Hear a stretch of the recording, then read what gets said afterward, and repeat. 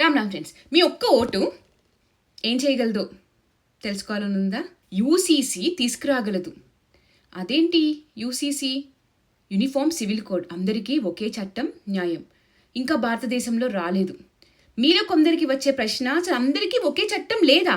అదేంటి, ఎందుకు లేదు అని.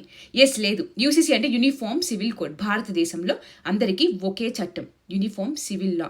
సరళంగా సింపుల్గా చెప్పాలంటే ప్రస్తుతం భారతదేశంలో వివాహం, విడాకులు, డౌరీ, వారసత్వం, సొత్తు విభజన వంటి వ్యక్తిగత విషయాల్లో మతం ప్రకారం వేర్వేరు చట్టాలు ఉన్నాయన్నమాట. సో హిందువులు, సిక్కులు, జైనులు వాళ్ళు హిందూ మ్యారేజ్ యాక్ట్ ప్రకారం ఒకే పెళ్లి చేసుకోవాలి. రెండో పెళ్లి చేసుకున్నారనుకోండి, అది చట్ట విరుద్ధం, శిక్షార్హులు. అదే అబ్దుల్లాలు అనుకో, వాళ్ళకి పర్సనల్ లా ఉంది, షరియత్. వాళ్ళు ఎన్ని పెళ్ళిళ్ళన్నా చేసుకోవచ్చు, ఎంతమంది బచ్చిళ్ళన్నా కనొచ్చు. క్రైస్తవులకి ఇండియన్ క్రిస్టియన్ మ్యారేజ్ యాక్ట్ ఉంది. యూసీసీ అంటే ఈ అన్ని మతాల వారికి ఒకే సమాన చట్టం వర్తింపచేయడం. మతం ఏదైనా అందరూ ఒకే నిబంధనలు పాటించాలి. 2025లో ఉత్తరాఖండ్ రాష్ట్రం భారతదేశంలో మొదటి రాష్ట్రంగా యూసీసీని అమలు చేసింది. ఉన్నదెవరు? బీజేపీ కదా, అందుకే చేసింది. దీని ప్రధాన లక్ష్యాలు ఏంటి అంటే మహిళల హక్కుల రక్షణ, డౌరీ కానీ, హలాలా కానీ, ట్రిపుల్ తలాక్ కానీ, పాలిగమీ కానీ నిషేధం. అంటే ఇప్పుడు హిందూ మ్యారేజ్ యాక్ట్లో ఎక్కడ పడితే అక్కడ తలాక్ తలాక్ తలాక్ గోడ మీద కానీ, పేపర్ మీద కానీ, కింద నేల మీద కానీ, వాట్సాప్ చాట్ కానీ, స్టేటస్ కానీ పెట్టారనుకోండి, ఆ భార్యాభర్త విడిపోయినట్టు కాదు కదా. కానీ అబ్దుల్లీకి అలా పెడితే ఏ రకంగా అయినా విడిపోయినట్టే, ఇంకా విడాకులు తీసేసుకున్నట్టే ఆ 3 పదాలు చెప్తే.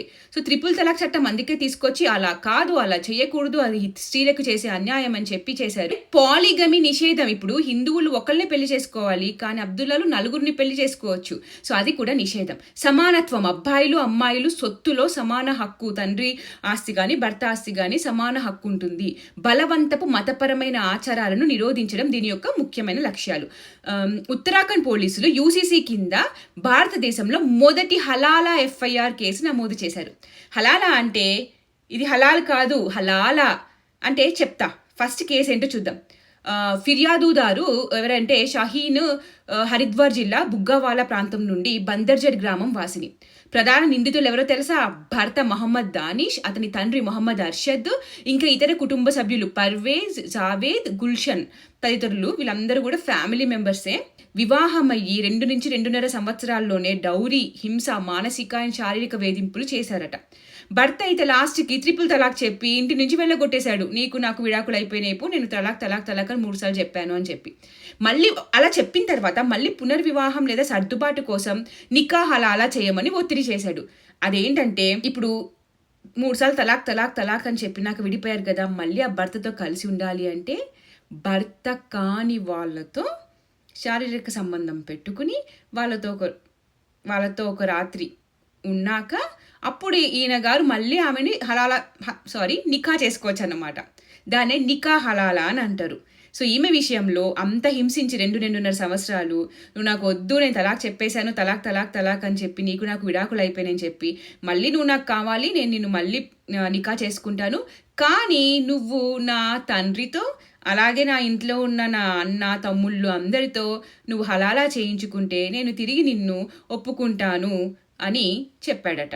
సో ఉత్తరాఖండ్లో యూసీసీ యూనిఫామ్ సివిల్ కోడ్ ఉంది కాబట్టి ఫస్ట్ హలాలా సంబంధిత మొదటి ఎఫ్ఐఆర్గా చాలా వైరల్ అయ్యింది. డౌరీ నిషేధ చట్టం, భారతీయ న్యాయ సంహిత బిఎన్ఎస్ సెక్షన్లు అండ్ అబ్దుల్లీ మహిళల రక్షణ చట్టం ట్రిపుల్ తలాక్ కింద కూడా కేసు నమోదు చేశారు. తర్వాత యూసీసీ సెక్షన్ 32 హలాలాను నేరంగా ప్రకటించిన సెక్షన్ ఇది, దాన్ని కూడా జోడించారు ఎఫ్ఐఆర్లో.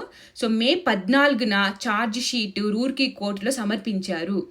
అరెస్టులు జరగబోతున్నాయి, కోర్టులో కేసు నడుస్తుంది. ఈ కేసు యూసీసీ అమలులో ముఖ్యమైన మైలురాయిగా చూస్తున్నారు. షాహీన్ భర్త కుటుంబం నుంచి హింసకు గురై చట్టపరమైన సహాయం కోరి ముందుకు వచ్చిన విషయం సోషల్ మీడియాలో చాలా చర్చనీయాంశమైంది. తమ వర్గం వారిని, అబ్దుల్లీస్ని పెళ్లి చేసుకుని సొంత నాన్నతో, తమ్ముడితో, ఫ్రెండ్స్తో లేదా మౌలానాతో ఓ రాత్రి కలిసి ఉంటే తిరిగి పెళ్లి చేసుకుంటాను అంటే హిందూ ఆడపిల్లల్ని లవ్ జిహాద్ పేరిట ట్రాప్ చేసి ఇలా ఎన్ని చేస్తున్నారో తెలుసా మీకు? నా దగ్గరికి కౌన్సిలింగ్ కేసు వచ్చింది. అబ్దుల్ అలేఖ్యాని ప్రేమ అన్నాడు, పెళ్లి అన్నాడు. మేరా అబ్దుల్ అచ్చాహే బచ్చేదేతే హే అనుకుంటూ పెళ్లి చేసుకుంది. నెక్స్ట్ సౌదీకి వెళ్ళిపోయాడు ఉద్యోగం అని చెప్పి. ఈమె ఫోన్ చేసింది, ఏంటి ఇంకా రావట్లేవు అని చెప్పి. నా అబ్దుల్లా అబ్బాజీయే నీకు నయా మొగుడు అని చెప్పి ఫోన్ పెట్టేశాడు. ఇది నిజంగా జరిగిన వాస్తవం. ఇలాంటివి మీ ఇంట్లో ఆడపిల్లలకి చెప్పండి, శత్రుబోధ చెయ్యండి, ఆ హలాలా బారిన పడకుండా కాపాడుకోండి. సో మీ ఒక్క ఓటు ఏం చేయగలదో అర్థమైంది కదా. ఇలా ప్రతి రాష్ట్రంలో యూసీసీ రావాలి అంటే ఫస్ట్ జనాలు తెలుసుకోవాలి, ఓటు వేయాలి, డిమాండ్ చేయాలి. కాంగ్రెస్ కమ్యూనిస్టులు పాలించే రాష్ట్రాల్లో ఇలాంటివి కలలో కూడా జరిగి తీరవు. So protect your women, let's protect our women's rights and let's demand UCC in the entire country. జై భారత్, జై హింద్, జై శ్రీరామ్.